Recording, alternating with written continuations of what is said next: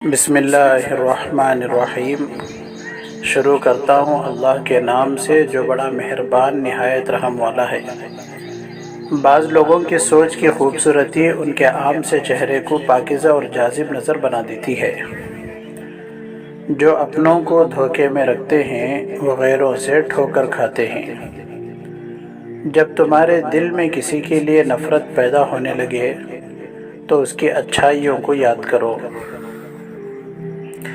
انسان کو دکھ بانٹ لینا چاہیے، اس سے دکھ کم ہوتا ہے، لیکن اتنا بھی نہیں کہ اپنے دکھ کے اشتہار لگا دے۔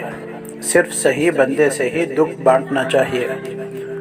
عقل کے بڑھانے اور تیز کرنے پر سب سے زیادہ مدد دینے والی چیز تعلیم ہے۔ نماز کی فکر اپنے اوپر فرض کر لو، خدا کی قسم دنیا کی فکر سے آزاد ہو جاؤ گے اور کامیابی تمہارے قدم چومے گی۔